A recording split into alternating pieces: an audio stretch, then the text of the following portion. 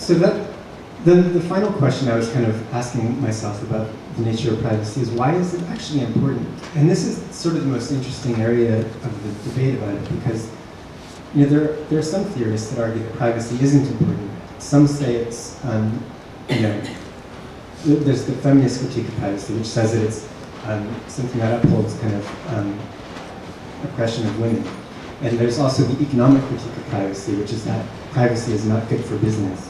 But the defense of privacy that I like the best was first appeared in an article in 1975 by a guy named Rachels. And in that, he argued that we all have these sort of multiple selves, that we're all, as individuals, we have some coherence, but we also have different facets of our identities as people that come out in different social contexts. So we have a sort of party self, and we have a work self, we have a family self, and an intimate self, and all these different, and we don't really feel free unless we have the liberty to kind of explore all of these different facets of our identities without feeling beholden to other facets of our identities.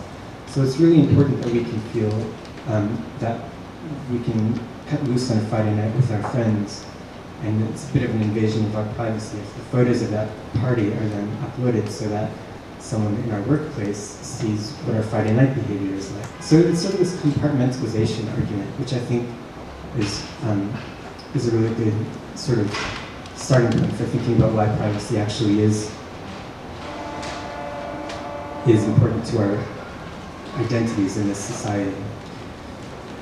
But the next step, as I was going through this theme, was to just think about privacy and its relationship with artist practice, particularly at this time when we are experiencing this shift in the boundary between what's visible to the outside world and what we keep to ourselves.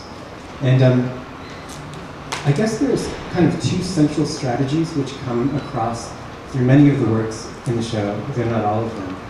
And this could loosely be termed appropriation and disclosure. And I'm going to talk about a couple of examples of each before I turn it over. I guess I should say that those groupings are meant to be just loose ways of thinking about artists' approaches to privacy, but one of the key things that I really found when I was curating this show is that privacy appears as a theme in artists' work in many different ways, and it's difficult to kind of encapsulate it in a single statement. The first artist I wanted to talk about is Kota Izawa, and this is a piece that I would say uses appropriation of private information as a strategy. In this work, the artist has taken the infamous Pamela Anderson and Tommy Lee sex tape, which was released on the internet in 1998, causing what reporters at the time called a cyber traffic jam. And the tape was kind of interesting in a way because people had there was this whole discussion about like whether they meant it to be released from the very beginning, whether it was intended to become a part of their public image from the very start, or whether it was truly something private that had been disclosed to the public. I think it was probably the former. But Kota, who has watched the tape, I have not watched the original. Kota tells me that there are parts in the tape where it seems apparent that one of them is aware that the tape is going to be seen by the public one day. But Kota's work is, he considers himself a painter, and a lot of his work is in kind of, is in lightbox form, although this piece and many of his others are in video form. And what he's done is recreated scenes from the video. But in doing so, he's focused in on scenes that really show Pamela and Tommy Lee grappling with their use of the camera to express themselves and present themselves. And it's kind of funny because here are two people that are probably on camera every day of their waking life. But when you put a video camera in their hands, what do? They play with the zoom function, and they hold a piece of orange gel in front of the lens and pretend that the world has turned orange, which is one of the scenes that Kota has chosen to focus on in their work. So that's really looking at the aesthetic, I think, of disclosure. Another artist uses appropriation of private information in a different way, or to much different effect. This is a piece by Trevor Pagling, who, the piece is called oh gosh, it's got such a long title, I'm not sure I can remember. It's on the wall over there. But what he's done is simply taken passport images or reproductions of the passports used by CIA agents who, in 2003, abducted a Muslim cleric from Italian soil and transported him illegally to Egypt for questioning. And they all stayed in like a $30,000 a night hotel. The hotel bill itself was like, should have been a public scandal. But what do you do when you stay in a hotel in Europe? You have to give them your passport and they make a photocopy of it. So when this kidnapping sort of came to light, these passports actually entered into the public record and are presented here as Trevor's work. And I think what's really interesting about them is that they're fake documents, but they do include a real image. So you're kind of getting this glimpse of the human face behind a government action. It's kind of humanizing this abstract action by government power, which I think is what's sort of seductive about it. This is a still image from a work by Sophie Cal, which is a 30-minute video that's playing around the corner, and I highly recommend seeing it. The piece is interesting because it begins with an attempt to appropriate. In 1988, Sophie Cal was invited to do a project by a bank in the US, and the private detective that worked for the bank gave her a set of images that had been taken from the bank's security cameras. So she was then asked to try and make a work from these photographs. And for the next 15 years, Sophie Cal tried to make a work out of this set of photographs, I think ultimately collecting something like 2,000 or 3,000 images from the bank and videotapes and all of this source material. But she never really felt, although many of these works have now been bought by collectors, she says in the tape that she feels that they didn't really convey what she was trying to convey, and that ultimately the works are failures.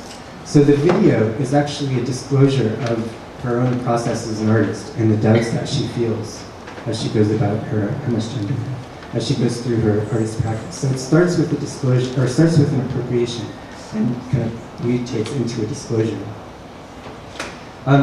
Disclosure is used as a strategy in a work that's showing in the Black Room, which may not be, you may have missed on your first tour around the exhibition. This is a piece by Jill Magid called Checkpoint, Fashion for Israeli Security Checkpoints.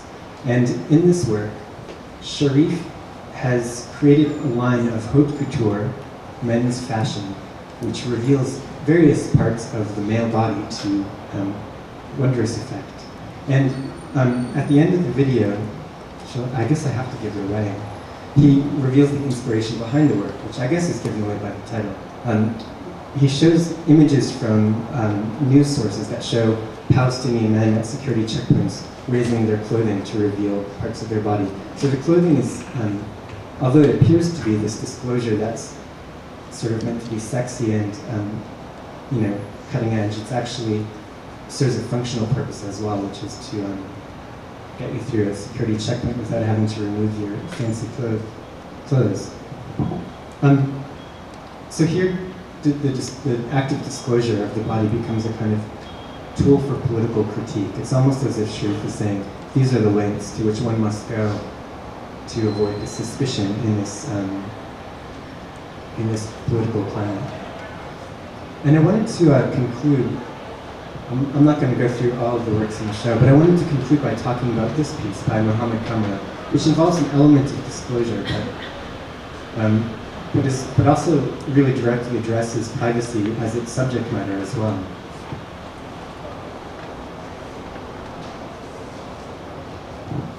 Mohammed Kamra is a young photographer based in Bamako, Mali, and when he was 18 years old, a French photographer gave him a camera.